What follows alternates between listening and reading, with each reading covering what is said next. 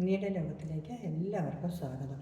ഇപ്പോൾ ഉച്ചയ്ക്ക് എന്നെ ഒരു കൂട്ടാൻ ഉണ്ടാക്കാമെന്ന് ഓർത്തുകൊണ്ടിരുന്നപ്പോഴാണ് മോള് പറഞ്ഞു ഇങ്ങനെ ഒരു മോരുകറി വെച്ചാൽ എളുപ്പമുണ്ടെന്ന് പറഞ്ഞിട്ട് ഞാനൊരു മോരുകറി വെക്കാൻ പോവുകയാണ്. മോരുകറി എന്ന് പറഞ്ഞാൽ ഒരു സ്പെഷ്യൽ മോരുകറി കേട്ടോ. ഞാൻ തൈര് എടുത്തതാണ്. അതിന് നല്ലപോലെ ഒന്നിങ്ങനെ ഉടച്ചിട്ടുണ്ട് കേട്ടോ. നല്ലപോലെ ഒന്ന് വെച്ചാൽ ഇത് ശരിക്കും മിക്സിയിലൊന്നും അടിക്കേണ്ട, ഇങ്ങനെ തൈരൊന്ന് ഉടച്ചാൽ മതി. അതിനകത്തേക്ക് നമുക്കൊരു ശകലം ഉപ്പിട്ട് കൊടുക്കാം കേട്ടോ. ശകലം ഉപ്പ് ഇട്ട് കൊടുക്കുന്നു. അത് കഴിഞ്ഞിട്ട് നമുക്ക് വേണ്ട ഇഞ്ചിയും പച്ചമുളകും കറിവേപ്പിലയും കൂടിയാണ് കേട്ടോ. അതും കൂടി ഇട്ട് കൊടുക്കാവേ. ഇട്ട് കൊടുത്തിട്ട് നമുക്ക് നന്നായിട്ടൊന്ന് മിക്സ് ചെയ്യാം. മിക്സ് ചെയ്ത് കഴിഞ്ഞിട്ട് വേണ്ട ഇതേ ശകലം മഞ്ഞൾപ്പൊടി ഇല്ല. മോരുകറി ആകുമ്പോൾ ശകലം മഞ്ഞൾപ്പൊടി വേണ്ടേ. അപ്പം മഞ്ഞൾപ്പൊടി ഇട്ടു.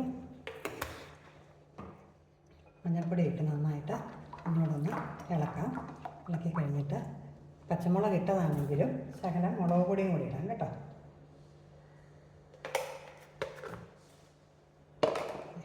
ശകലം മുളക് പൊടിയും കൂടെ ഇട്ടു. എന്നിട്ട് നന്നായിട്ടൊന്ന് മിക്സ് ചെയ്യാവേ.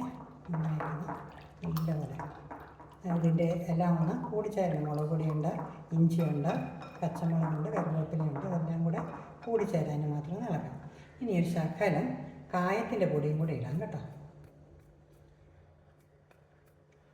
കായപ്പൊടി ഇട്ടു. കായം കൂടെ ഇട്ടു. നന്നായിട്ട് നല്ലപോലെ അത് മിക്സായി കഴിഞ്ഞപ്പോൾ ഇനി നമുക്ക് ചെയ്യേണ്ടത് എന്താണെന്ന് ചോദിച്ചാൽ ഇച്ചിരി വറുത്തിടുകയാണ് നമ്മൾ. ശകലം പച്ചമുളക്,